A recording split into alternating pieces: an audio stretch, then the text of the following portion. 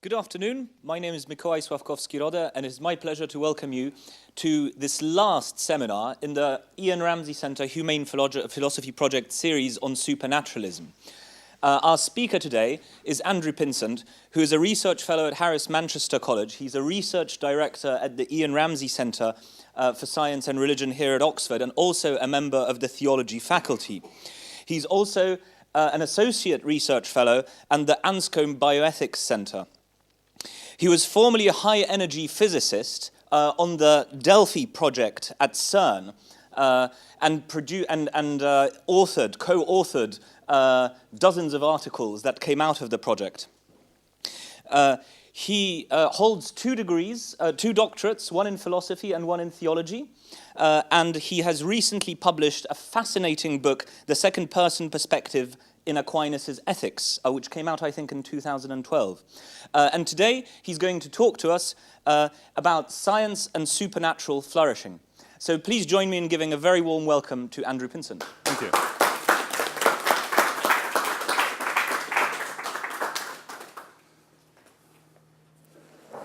Well, thank you, ladies and gentlemen. Thank you for that introduction. Supernatural flourishing. We've been discussing the supernatural all year from a variety of perspectives.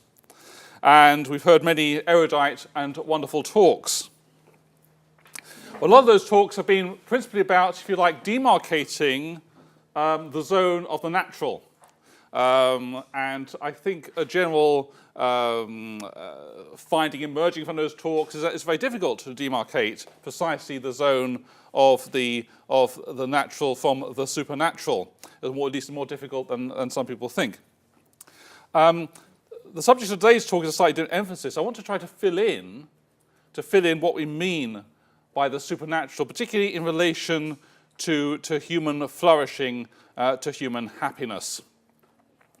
And the way I want to approach this, I want to begin by introducing the term in theology. The term supernatural, which is now bandied around a lot in popular culture, came out of theology. It's like the term person came out of theology. It came out of theology to solve a particular set of problems, a particular set of distinctions. So I want to just fill in some of that background, and then I want to look at what we might call the cultural supernatural, beyond the Cartesian campfires, the way it's used today. It's a slightly larger screen than I hoped. I think we can see everything fairly clearly. Okay. And we'll look at the twilight zone, the here be dragons, and the dissatisfaction with naturalism. I then want to, in answer to the dissatisfaction with naturalism, look at 2 competing visions, the Gnostic supernatural, and then the missing answer from theology, because there's been a kind of implosion of this whole topic in theology. It's lasted several decades, and we're left with a kind of wasteland on this whole topic, and we need to find a way to recover it. And then, by way of recovering a notion of the supernatural, I want to illustrate that with some of my favorite images from Tolkien, dragons versus hobbits. Okay, the background, supernaturalist in theology. Now, I did a check with some of our scriptural experts in the Faculty of Theology yesterday, so I didn't make a fool of myself. But I want to ask them, do we really understand the words of the Our Father? And they all assured me that we don't. So it's amazing, isn't it? There's this prayer, which is so familiar to us, has a word in it which is untranslatable.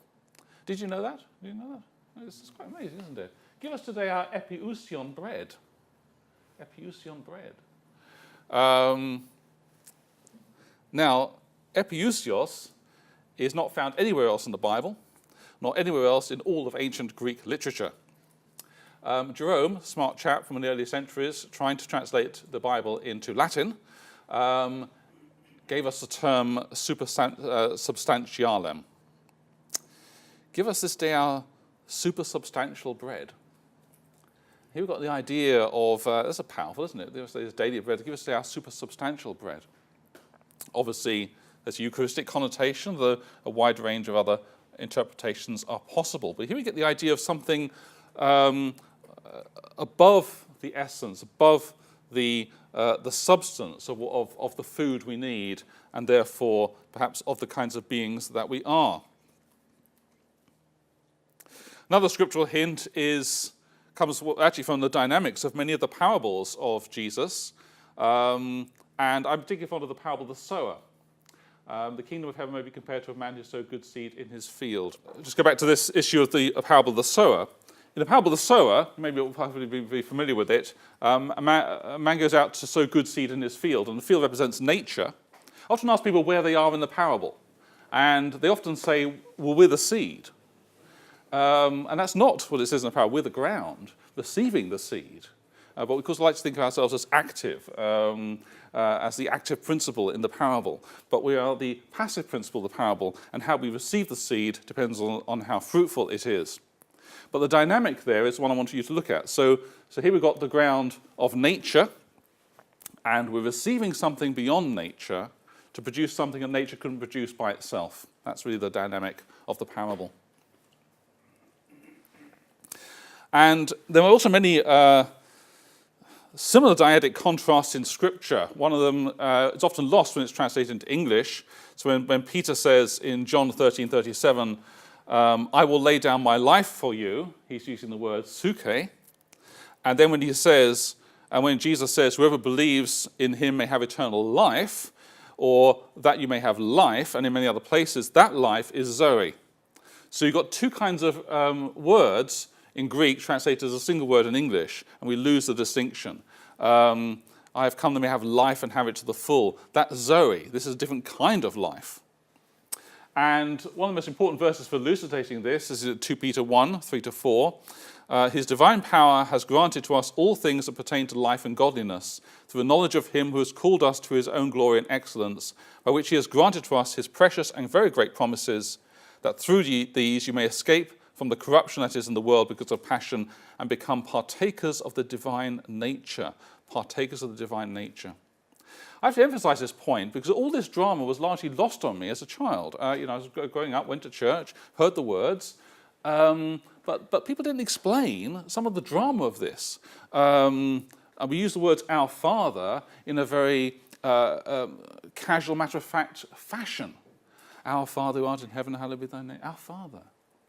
The shock of using those terms is largely lost on us today. And we don't unpack some of the wonder of this. We become partakers of the divine nature.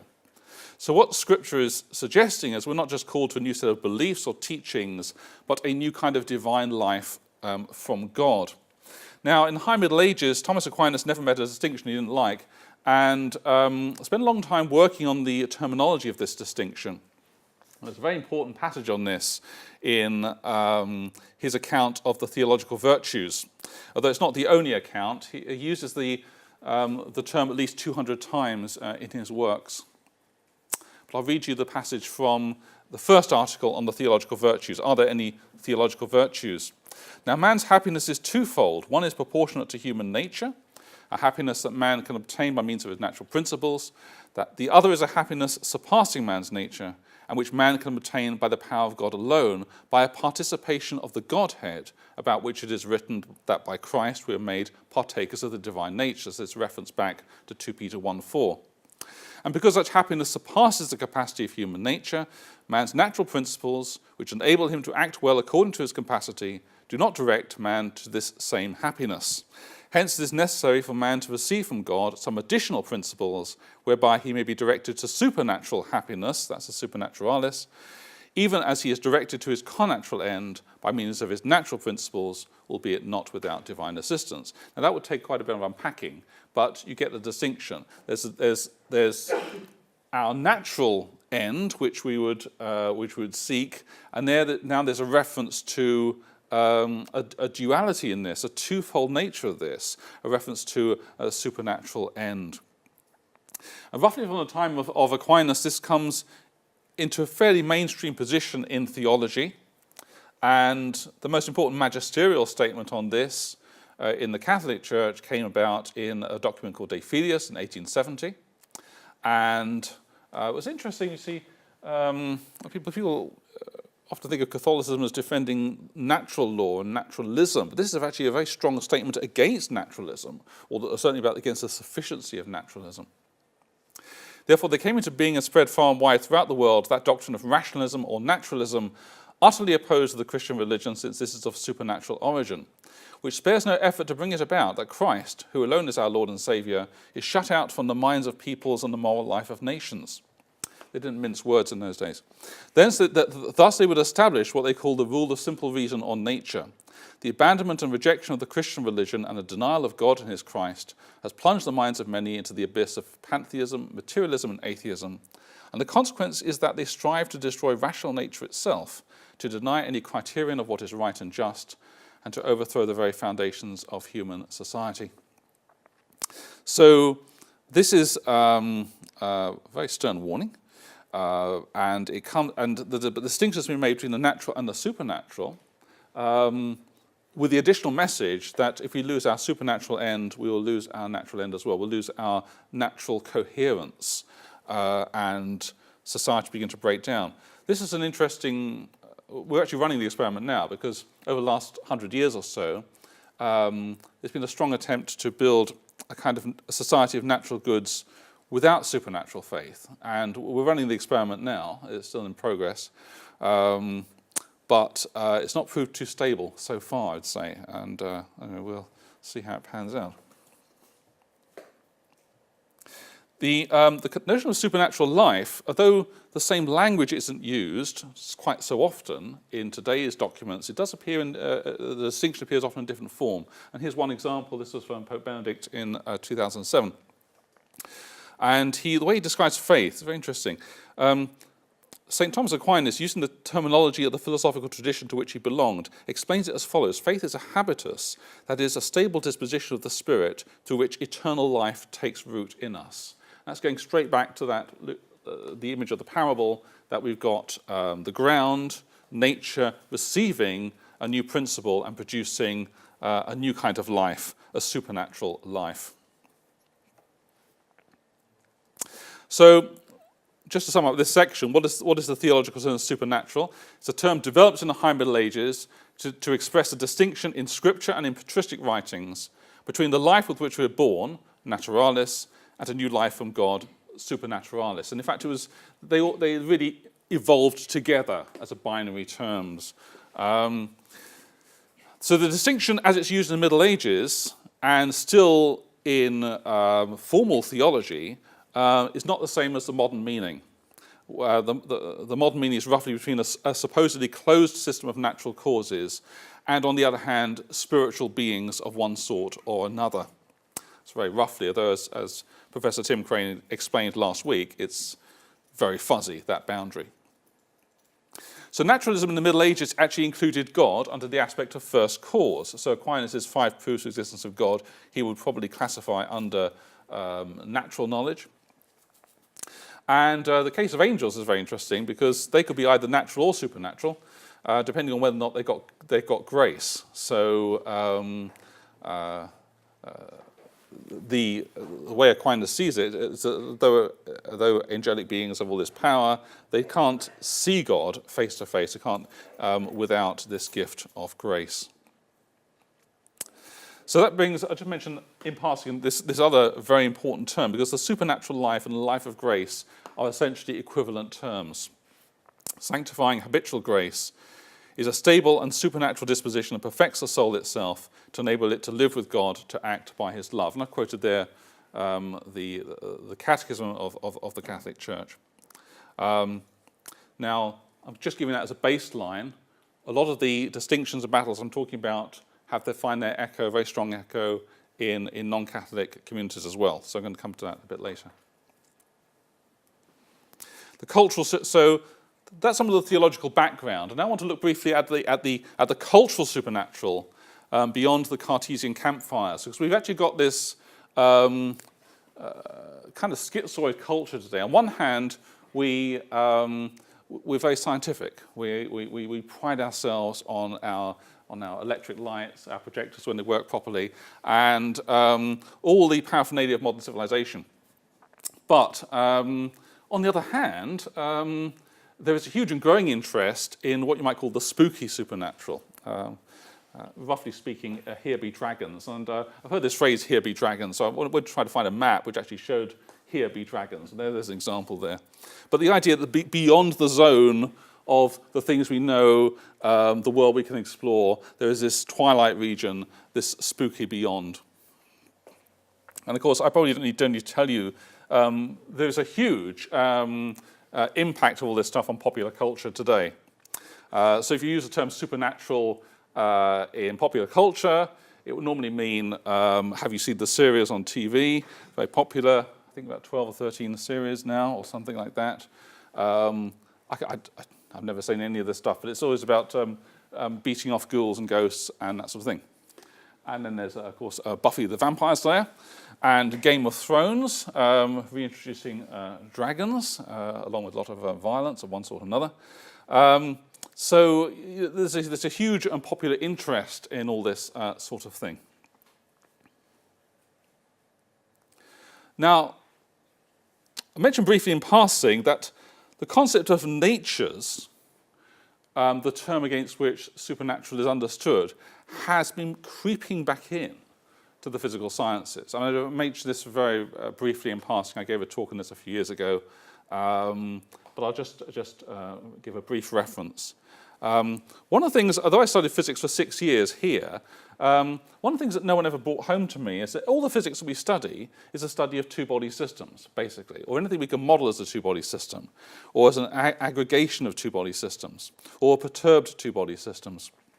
In other words, what we look at are the things we can integrate, and this is not a fact that's without philosophical implications. Because what we do when we integrate, we connect past, present, and future mathematically.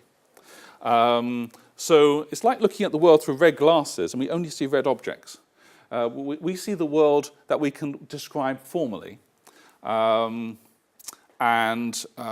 people then sometimes thought, well, maybe this is all the world, everything can be reduced down to mathematics. As we started to simulate more complex systems using clever techniques in the last few decades, we've discovered there are many systems which don't behave like this, and they actually evolve towards final forms. And when you hear the phrase, a strange attractor, I think they used it in Jurassic Park at one point, when you hear the phrase strange attractor, I'll tell you what it really means. It really means an Aristotelian end. It really is teleology coming back into mechanics. But often not recognized because people are not used to that language, and they're rediscovering this as something new. So, and with Aristotelian ends, we also get the idea of natures coming back in. So it's very strange. The last few centuries, we've sought to take the biological world and model it as if it's a set of machines. And now we're discovering that mechanics has to be modeled with the kind of causation that we more normally associate with biological things. And the pendulum has swung very much the other way. Natures are coming back, albeit cautiously, because we have all these signposts put out saying, don't touch this topic, because there would be dragons. Right? But when it comes to ourselves, we have partly excluded ourselves from this process of natures. And there is a passage I think everyone ought to read and know about. It's so significant. I've discovered it almost by accident, but it should be part of everyone's understanding of how we came to be in the world we now live in. And this is The Oration on Dignity of Man by Pico della Mirandola in 1486. I'll just read you the passage, and people think of something like Descartes as sort of heralding the modern age, but actually if you go back a few centuries, this is where the real change in spirit is taking place. I'll read you a small passage. We have given you, O Adam, no visage proper to yourself, nor endowment properly your own, in order that whatever place, whatever form, whatever gifts you may, with premeditation select, these same you may have and possess through your own judgment and decision. The nature of all other creatures is defined and restricted within laws which we have laid down. You, by contrast, impeded by no such restrictions, may by your own free will, to whose custody we have assigned you, trace for yourself the lineaments of your own nature. It will be in your power to descend to the lower brutish forms of life. You will be able, through your own decision, to rise again to the superior orders whose life is divine. expressed in colloquial terms, the very same idea was articulated by Lady Gaga in an interview with Jeremy Paxman on the BBC 5 years ago. And he asked her what her philosophy of life was. And she said, I want to tell people they can be whatever they want to be. There it is. You can be whatever you want to be. In fact, not only that, we might engineer you, remaking human nature.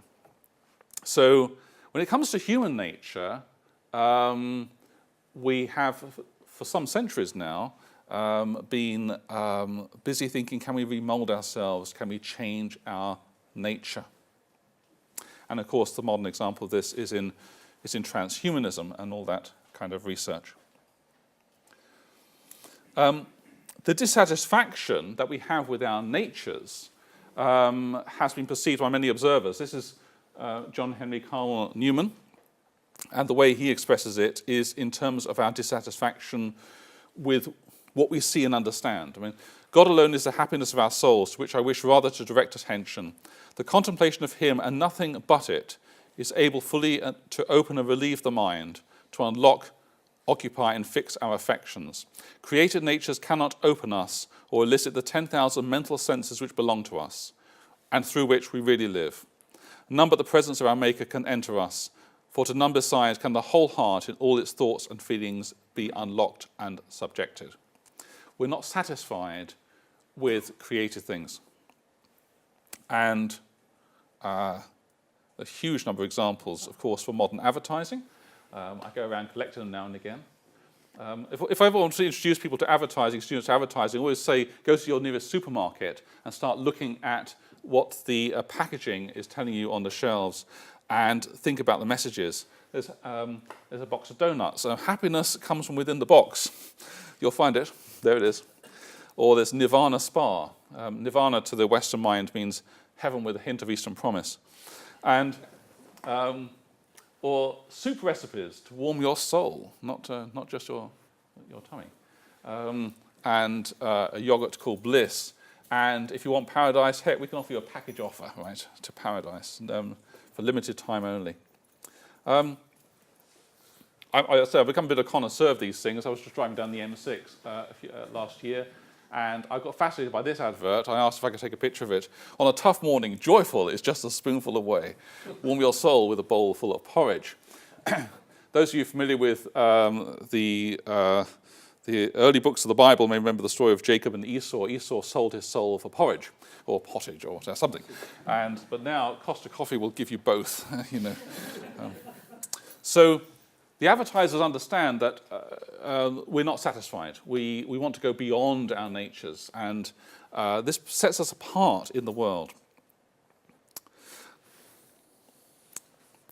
So we've got this state where natures have come back a little bit in science, but for ourselves, where do we fit? We've got this desire to go beyond, to transcend what we are, and that's been going on a very long time. Now, I want to introduce now one of the contenders for that, for an answer to that, which is the Gnostic challenge, and then the problems we've had in theology recently. I want to read you an unorthodox story about Jesus. The son of Annas the scribe was standing there with Jesus. Taking a branch from a willow tree, he dispersed the waters which Jesus had gathered. When Jesus saw what had happened, he became angry and said to him, "You godless, brainless moron, what did the ponds and waters do to you? Watch this now. You are going to dry up like a leaf, like a tree, and you will never produce leaves or roots or fruit." And immediately this child withered up completely. Then Jesus departed and returned to Joseph's house. The parents of the one who had been withered up, however, wailed for their young child as he took his remains away. Any immediate thoughts on that passage? Does it sound like the Jesus we know from the Gospels? There is something being admired in this passage. But what is it? People wrote these sorts of things for a reason. But what is being admired? It's a threat. There's a threat there, but there's something being admired.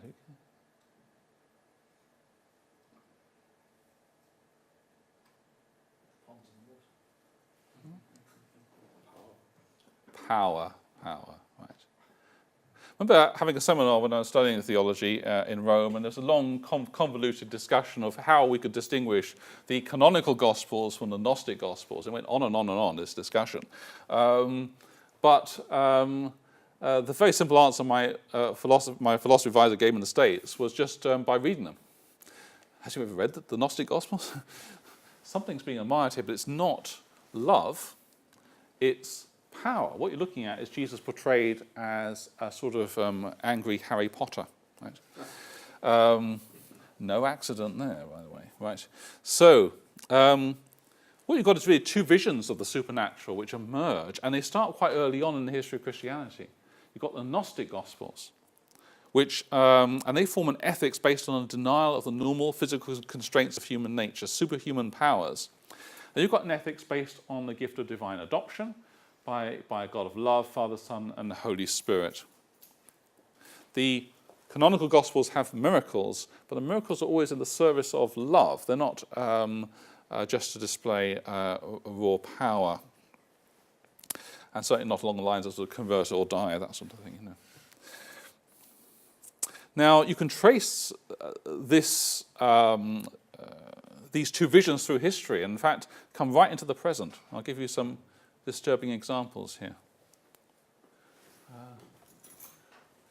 Friedrich Nietzsche, very plain about his message. He just labelled one of his books the Antichrist, and but I think people forget how glamorous some of this all seemed.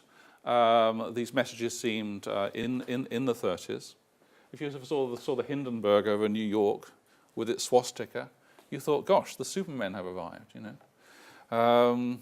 And all their smart uniforms and their visions of what we can do with power. Okay, there's a little bit of damage along the way, but we'll achieve great things. And of course, there's a Soviet counterpart of this under communism, very very similar, really. That's that magazine on the right hand side is from the League of the Militant Godless. All the young communists had to join the League of the Militant Godless, and there you can see Jesus being thrown out of a wheelbarrow while they build the brave new world. Very much the same kind of message.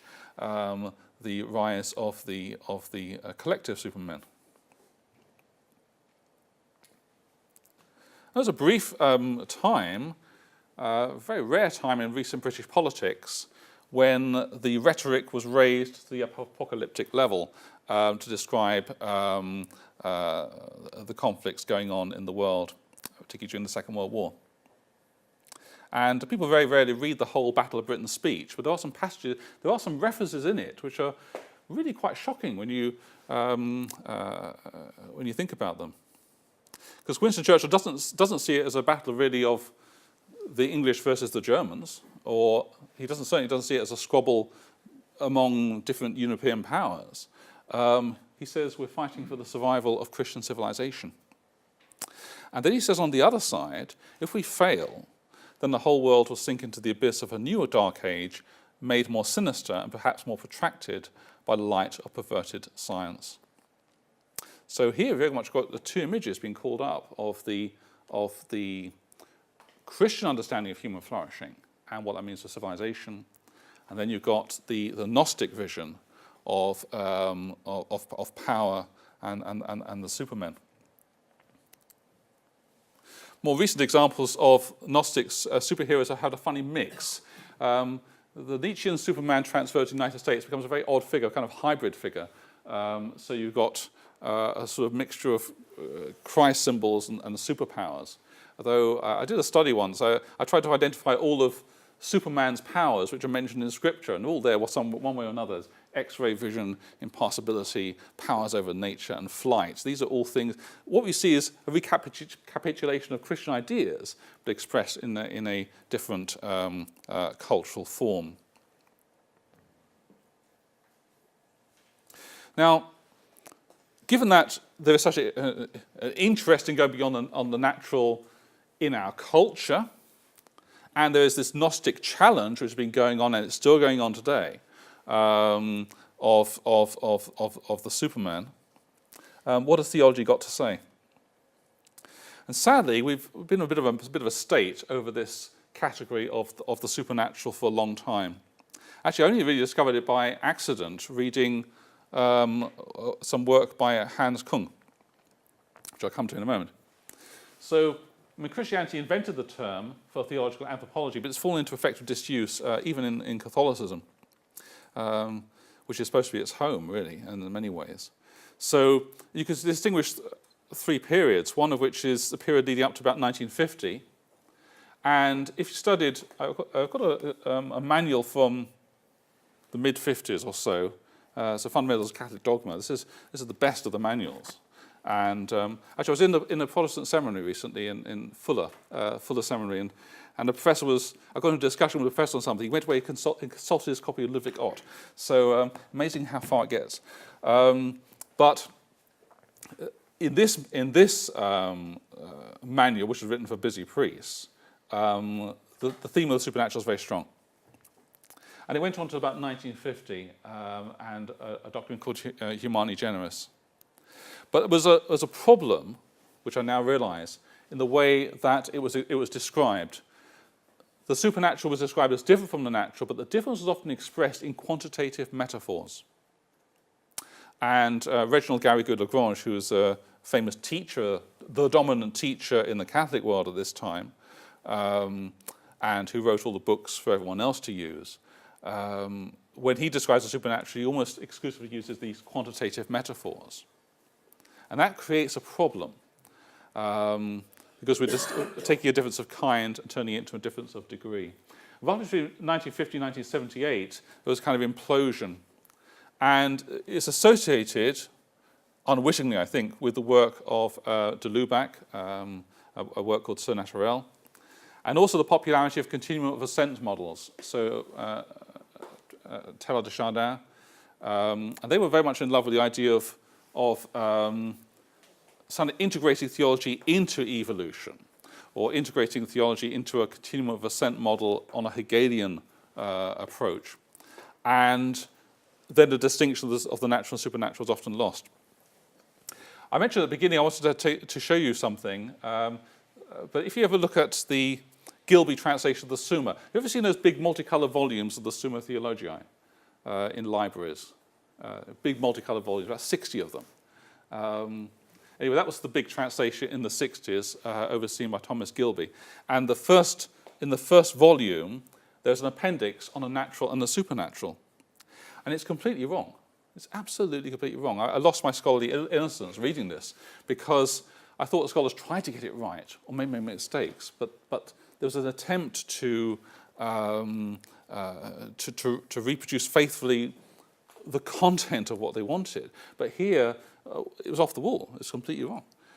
And the way that the supernatural described is as a continuum of ascent in nature, which is not, in fact, how Thomas Aquinas describes the supernatural, which is not about a continuum of ascent in nature, but about the transformation of the life of beings, of created intellectual beings, in order to see God.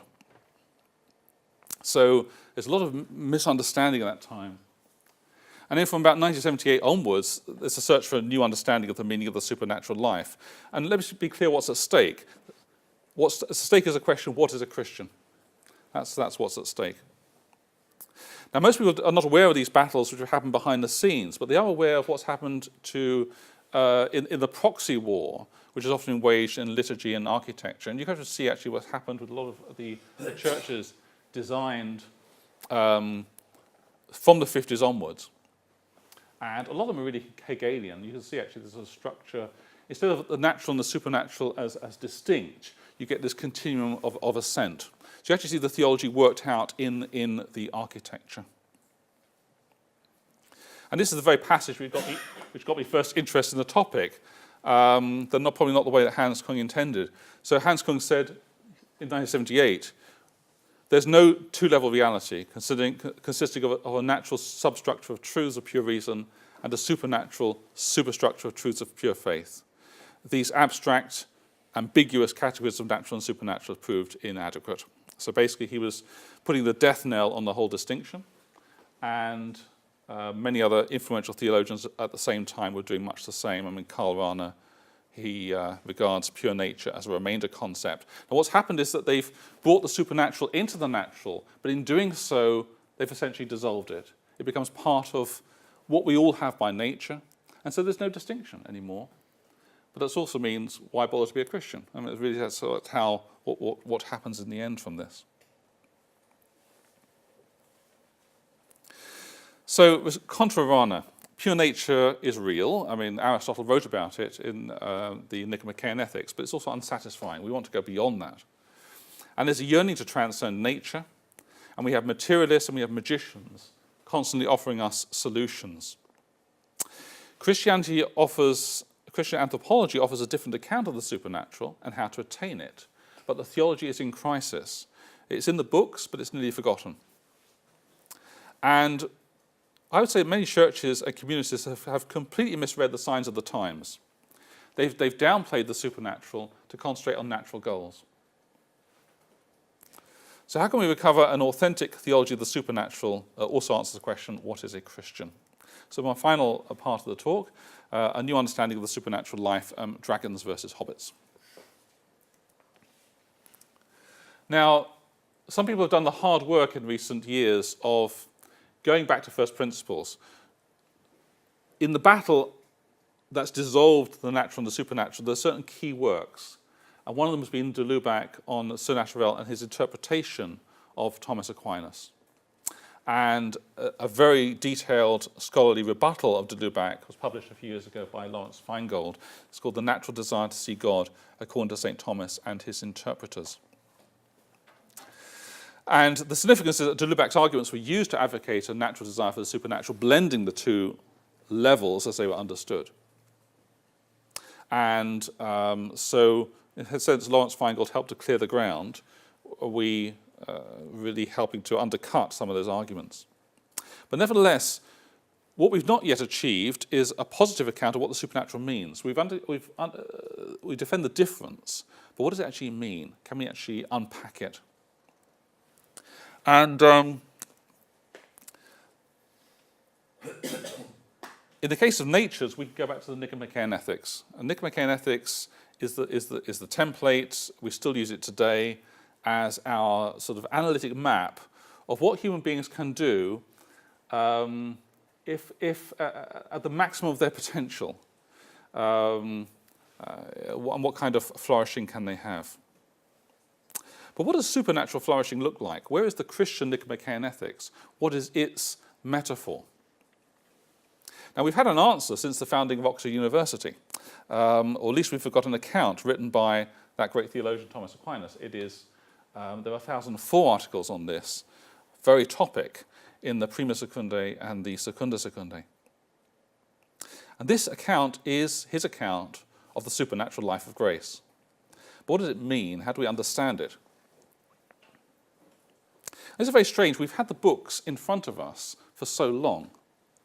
We've been teaching Aquinas for so long. But here's the problem.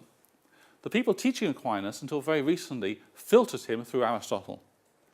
And so what they did was as follows. It's again like wearing red glasses and only seeing red objects. You see the things you think you recognize. There are things you think you recognize, like the cardinal virtues. You talk about them. And then you notice that Aquinas talks about other things, so you sort of add those on at the end, like the epicycles of a Ptolemaic system. And just as Aristotle had to be put aside in astronomy to make progress, and also in biology to make progress, brilliant though he was, you also need to set him aside in virtue ethics to make progress, to get an account of supernatural flourishing. And the way I approached the problem a few years ago, working with Eleanor Stump in the States, was to look at the wacky stuff, to look at the stuff that philosophers ignore. Because what they tend to do is, again, they filter out the stuff they don't understand. They think they understand virtues, but Aquinas interlinks them with gifts, beatitudes, and fruits. And we really, and yet these are crucial, but they tend to get filtered out.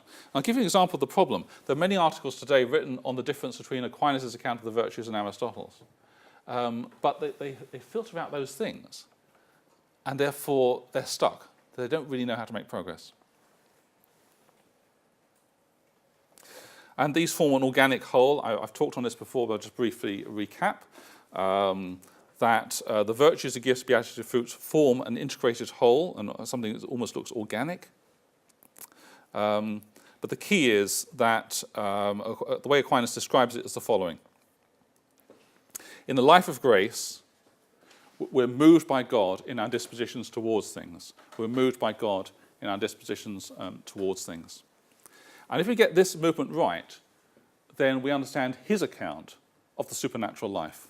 And we've got a different answer to the Gnostic challenge. And again, as I've spoken before, but I'll briefly recount, I think the metaphor for this, which I describe in my book, is that it's really joint attention with God. That when you think of how Aquinas describes the virtues, you've got to think of children playing. Or you've got to think of children playing or you've got to think of liturgy, which is really a kind of solemn play with God. And in this situation, we're sharing awareness of shared focus with God. Now, of course, we have all kinds of proxies to do that because we don't see God face to face, not yet. And we have narratives and stories from Scripture, and we have statues with faces. And we have music, which we invented in the context of liturgy to help elevate our minds and hearts. And we have all these things to help shape us for a world we do not yet see. And for Aquinas, it's the account of the supernatural life is engaging in joint attention with God. I mentioned again briefly in passing that not only does this teach us what Aquinas has to say about the supernatural life, it makes us think again about the virtues generally. Because I've got all these books on my shelf by psychologists who are discovering all kinds of things, but they can't interpret them because they don't know any virtue ethics. And we've got virtue ethicists who don't read what's going on in neuroscience and experimental psychology. And I have several nieces, and the way they learn temperance is not the way Aristotle taught us. They don't choose a practical mean between two extremes of excess and deficiency and keep repeating until it becomes second nature. No, you've got to play games with them. Right? You've got to engage in a shared awareness of shared focus. And when you start thinking about virtues in this way, heck, the whole world changes. This is the Copernican revolution of virtue ethics. And there's a lot of fun to be had. There are many books to be written out of this because every virtue can be rewritten, rethought in these forms. So, if the supernatural life for Aquinas, again, based on his descriptions, but interpreted in the light of modern science, if the supernatural life is shared awareness of shared focus with God, then what is the natural life in comparison? And basically, here we've got an image as well, again coming out of modern science, that it's a state of spiritual autism to God. And I hasten to add that this is very much a metaphor, that autism is a state of innocence. But like blindness, it's teaching us things we take for granted, very, very important things. And the life of nature, the Aristotelian life, is one that's only third personal to God, not second personal to God. There's no joint attention with God. In fact, Aristotle says this explicitly. He says you can't be friends with God. So what's the supernatural life of grace? As Aquinas explains it, interpreted in modern terms. It's a life of shared awareness, a shared focus with God, a life of second-person relatedness in which we lose our innate spiritual autism to God. And it's nurtured through prayer, sacraments, and actualized through new virtues. These include the theological virtues of personal union with God, the theological virtues mentioned earlier, and humility, which is a safeguard of true greatness. It disposes us to avoid seeking the supernatural by our own power, which is the original sin. The original sin. Remember the form of the temptation in the story of the Garden of Eden? You shall be like God. And of course, they're already like God because they've already got grace. They've already got the supernatural life, and they're about to lose it.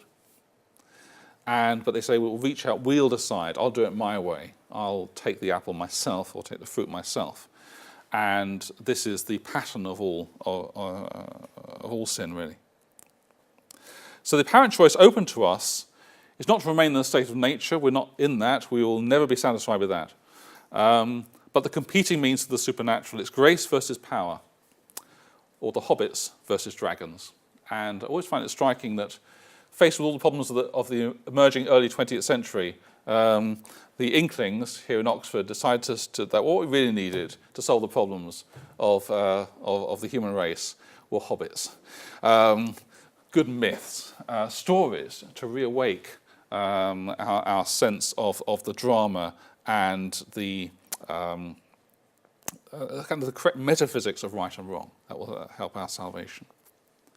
And contra Nietzsche, the hobbits win. So I also want to just finish off with a few pictures from the famous films recently produced of The Lord of the Rings, of Tolkien's anti-Nietzschean superheroes. I don't know if you know this, I actually stay at the church where Tolkien used to go to Mass, and his family still go there, so I feel there's a strong cultural connection. Now, of course, in Tolkien's account of The Lord of the Rings, the hobbits are deliberately small and powerless. And there are various great and good figures around who to fight evil, but they're off doing the secondary stuff. It's always the hobbits who are centre stage having to do the primary stuff. And all they've got are the supernatural virtues, not physical power. And of course they face Sauron, who is very much the image of Satan, who has sought to make himself a god of the world. And after many adventures, they eventually make their way into the land of Mordor. Interesting image. It comes straight from Dante, the city of Dis, but Mordor is empty when they get inside. It's very, very strong from the outside. Think of North Korea today. There's huge defences on the outside and weapons and so on, atomic bombs. And inside is a wasteland.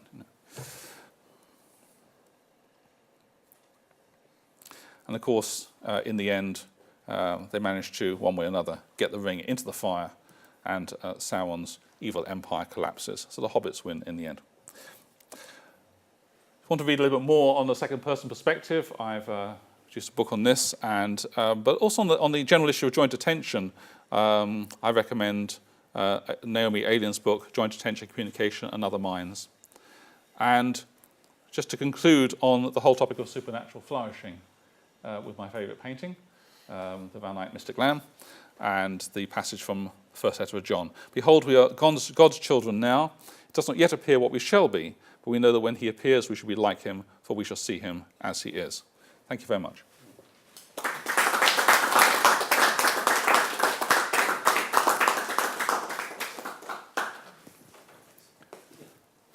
Thanks very much, Andrew, for that really interesting talk.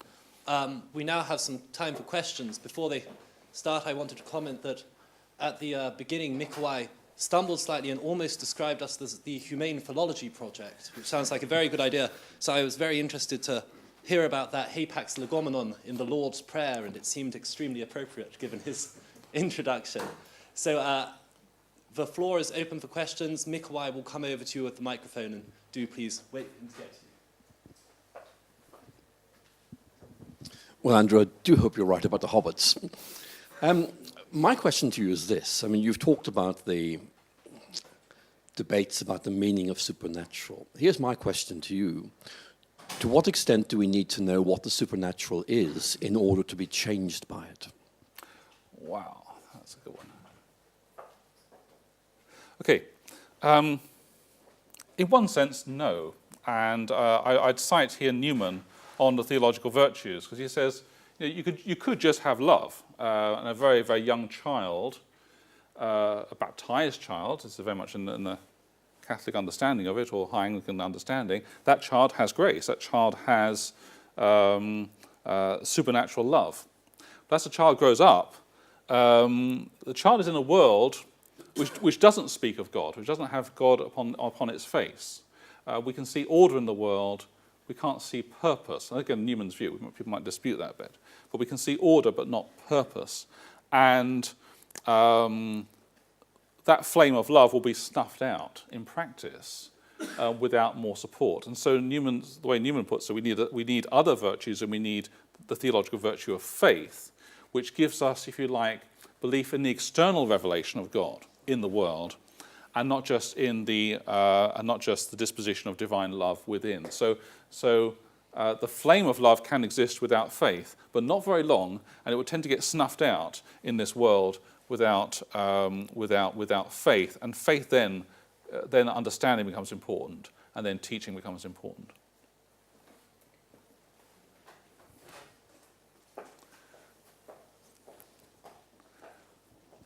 Thanks very much for the presentation. I mean, this is coming from I'm not a theologian, so I'm more a kind of philosophy student.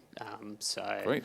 From that perspective, but I was wondering if you could give us an example of, I mean, earlier in the presentation, I don't want you to have to click back to the slide, but you showed a diagram of the agent and then God acting kind of or jointly aware of the object and acting towards it. Yes.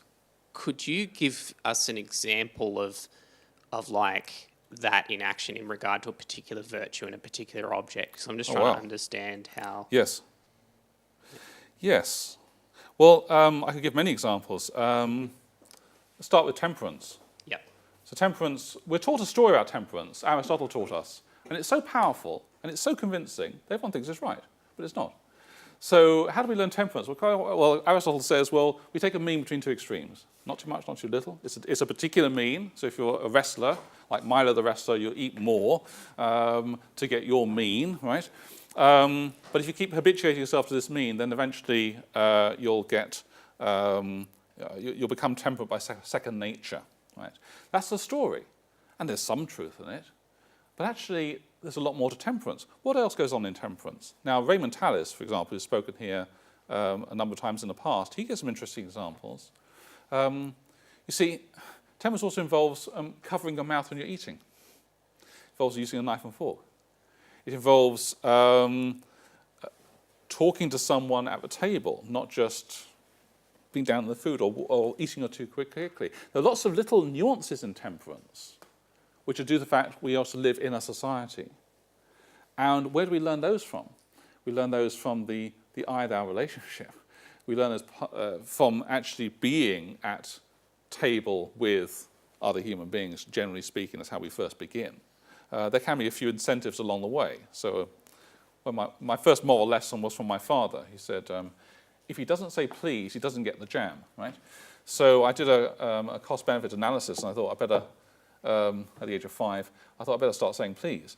But you see, there's a lot, even temperance, which you think of as a simple Aristotelian virtue, the archetypal Aristotelian virtue, it's got all kinds of things which are not there, which need more, which need a social context to understand. And that's true. Let's take avarice. Now, what is the danger of avarice? What is the right amount of money to have? Big question. It's plagued Christianity for centuries. And people come up with all kinds of radical answers, and no one's been happy completely with the answers.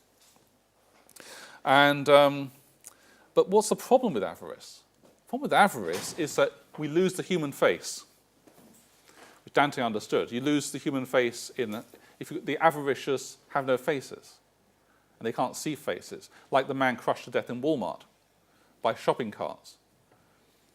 Now, there again, liberality, to get liberality, you've got to see the human face. And then money becomes your tool, not your master. Just in terms of the supernatural at play, like, could you give us an example of... Oh, okay. Yeah. Well, in a lot of these things, the supernatural is our first teacher. And that may be a shocking statement to give to a philosopher, but I put it to you that, where do we learn to wash our hands before eating? I think probably it starts with religious ritual. I'm making a wild guess of this, right? And then later, we do it. When I said to sit at a high table in the college here, what am I doing? It's a knife and fork, and there's a high table, and there are different tables going in a different direction, and there's a hall. This is a liturgy, basically, or a transposition of a liturgy. If you go to Christchurch, you even get the nice little cardinal's insignia on the napkins, from Cardinal Wolsey. So all those things people like about Oxford, its funny traditions and so on, really, again, they're transposed from a supernatural life. And even if Nietzsche's right and God is dead, can we have his things? Okay, thanks very much.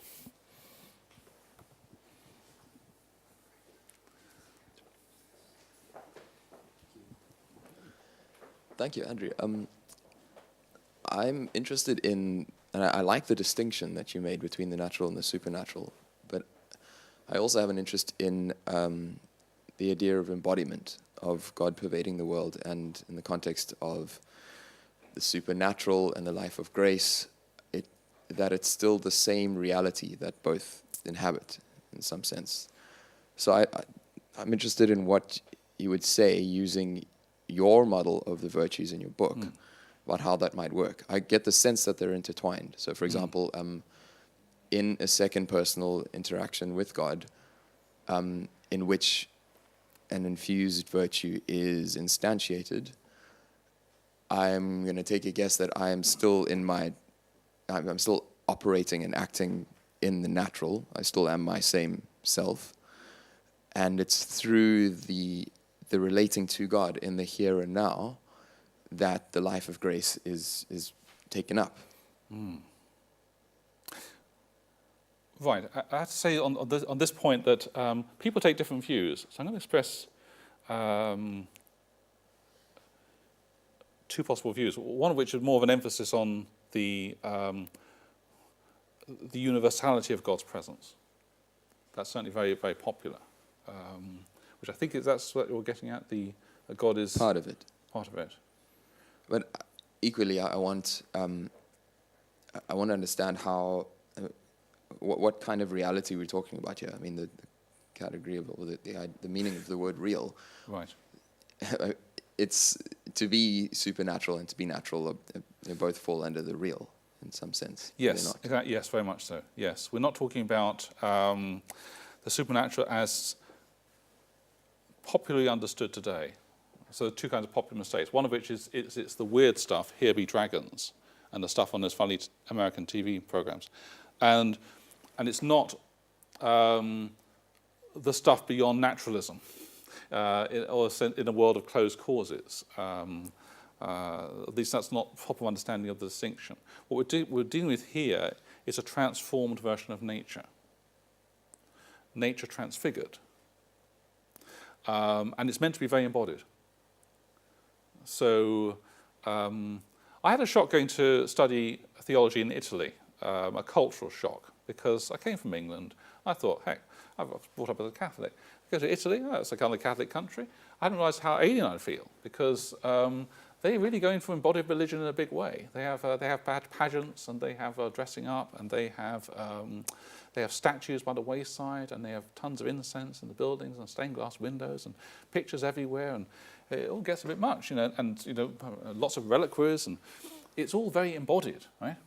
And whereas in England it's more sort of embodied light, and that's because of a legacy of a complicated religious history. We've got a few of those embodiments left, but much less than we would have had in the Middle Ages. So I think the best answer is go to a country, go to a place where you can see that earthiness, that transfigured daily life worked out in detail. I had a shock going to Guatemala recently, and the way they celebrate Lent is that they have processions on the streets with 1,000 penitents dressed in purple. These are modern penitents. They've got ice cream and mobile phones. But apart from that, it could be something out of a Goya painting. And then you see, and they're processing through the streets on carpets of flowers, carrying icons of the Passion. This is embodied stuff. It's not the supernatural, some sort of ethereal thing I think about. It's very much transfiguring of nature and culture, of course. Andrew, thank you. I have a question regarding grace. I must clear my throat first, and I need your opinion. I'm ex-Army, and about some weeks ago I produced something to be sold on behalf of the Army Benevolent Fund, which is this, which suggests that in fact there is a supernatural inspiration of both religion and science, that science and religions are both receive a supernatural inspiration. And I came in here this evening, there was a beggar sitting outside, a woman beggar. I introduced myself, she's called Vicky. I said, Vicky, would you like to do something for yourself? I gave her 5 of these, and I said, you can sell these for yourself, your own benefit, for £2 each. And she said, you're frigging awesome. I think she said frigging. You're frigging awesome. And I said, no, I'm not, you are. But take these and sell them and keep the money. But in order that she should see that this was kosher, yes. I left her with a great big board saying she's collecting on behalf of the Army Benevolent Fund and my Army Benevolent Fund collecting doodah, yes. which had about £15 in it. Yes. I left them all with her. She's not there anymore, nor is my board, nor is my collecting box. Oh, yeah, right, yes. It's raining slightly. Yes. She may just have moved. What lesson did you... Say again. So where is she? Excellent, excellent. Wonderful. Then I was going to ask you, if she has vanished, is this a test of my grace? But apparently, I hope she's still there. You don't need to answer, Andrew. It may be irrelevant. Well, grace has to be allied with prudence, and charity is not so easy as in practice as some people think. So there were lots of complicated questions on this whole issue. Thank you for that. Mention the Army Benevolent Fund. I think even the art of being a soldier can also be transfigured by grace, and it has been traditionally in this country, very much so. I was talking to a former Army colonel just a few days ago, and he said, yes, it's very much a leadership of service. So the officers only eat, if at all, after the men have eaten, that sort of thing. And all kinds of things built into the virtues of the military life is expressed in this country. So I think, yeah, there are more examples of grace. When she told me I was freaking awesome, I said, there are men who've died so that we can talk together. Mm. Yeah. So I'm glad that she's still there. Thank you. You can even love your enemies, even when you have to kill them sometimes. They must go in pursuit of my collecting. Thank you. There's also Thank you for this really interesting talk. I have a question about the status of pure nature within the framework you set up. Namely, do we really know what pure nature looks like and is? And it seems to me that Rana says that pure nature is a rest yes. If I remind the term, because he thinks that, to use your metaphor, we don't find a ground without seeds in the concrete world we live in. And so the question is not, is there any pure ground? But the question is, do the seeds grow? So the question is there flourishing or not? And it seems to me that your metaphors, the metaphors you use of joint attention and autism, presuppose, to a certain extent, the grace in the sense that there is a call, and then the question is, do we respond? And then either it's joint attention or autism. But it seems to me that this is what Rana is trying to say by saying that nature is a Restbegriff. Yes. Well, let's just paint a very quick, big picture on this whole issue. My concern is really with an issue that C.S. Lewis identified in the Screwtape Letters. So when the older devil is advising the younger devil how to tempt the human race, the older devil says, if they're leaning in a certain direction, get them to go a whole lot further, and if they're moving back towards an even keel, get them to go the other way, So always push, if the ship is going wrong in one direction, push them harder.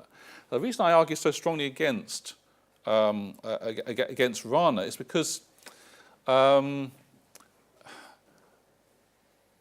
he's with the modern. That way of thinking taken to an extreme is precisely the problem we have. We can't distinguish nature and grace anymore. And also, I think it's a particular problem if you live in certain parts of Europe. So in some parts of Europe, it's very easy to believe in the concept of the anonymous Christian. If you were living in a good Bavarian village a whole life, and whether you believed or not, the people around you had a general Christian culture, and they had their cultural practices, and they had their Christmas, and they were kind to one another, and they lived a life of natural virtues. You could believe, well, what's the difference of going to church? What's the difference of having this additional bit of grace? We're all naturally good, aren't we? I do a little bit of things wrong. But I would suggest that that's an illusion created by a certain period of history in a certain region. If we were to go to, use an un-PC example, pre-Columban Aztec Mexico, then we face a very different set of circumstances, and we would then think, no, Christianity is different, and the way because I once spoke to some American students who had the usual prejudice that all religions are the same. So I showed them the Aztec liturgical calendar, which is normally my antidote. And it's clear that religions aren't the same, and they teach different things, different kinds of morality. And I don't think we're right in saying everyone's an anonymous Christian.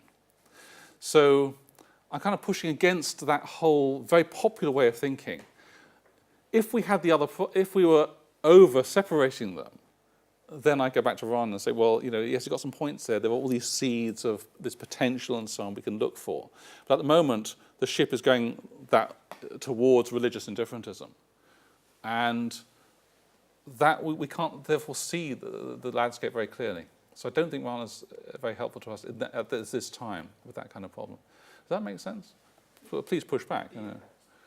So leaving aside Rana, do you think that we know what pure nature is? And it seems to, so I really like your metaphor of autism, but it seems to me that autism is a useful metaphor only if there are other persons. So only once we are called, right, it makes sense to speak of autism with regard to God. Okay. Autism is not, it seems to me, a metaphor for right. pure nature. Because pure nature, and that is, I think, what Ran is pushing against, is a concept that there could be a world without grace. And so right. it seems to me that your metaphor of autism only works once right. we accept that the concrete world we live in is one in which we are called. Yeah. Okay. So let me concede a little to Rana on this. So I don't. When you read Aristotle's Eudemian Ethics, for example, he wonders why certain people without training have prudence, and he says because they've got grace. Very interesting example. Aquinas loves that. He quotes it many times. So there is a sense. So I would not deny the fact that grace is working outside the explicit boundaries of the gospel. Certainly true. At the same time, I think we're very naive if we think that these societies will be societies of anonymous Christians. So one way of thinking about this is, what are your models of perfection in the Greek city-state? It's really a small number of adult male citizens who've got the leisure time to do philosophy. It's a really, really, really exclusive group. And one of the interesting things about Christianity is when Christianity comes along, you've got all these kinds of heroes of faith who don't fit in that category. You've got the untrained laborers, and you've got slaves, and you've got women, and you've got children. You've got all kinds of people who don't fit the Aristotelian model. So I think we are talking about a different kind of human flourishing. Now, I think there are some grounds for a little bit of overlap, and I would particularly choose the virtue of courage. So when Aristotle talks about courage, he talks about citizens giving their life, untrained amateur citizens giving their life in battle for the love of their gods or their temples. Okay, so it's not professional soldiers.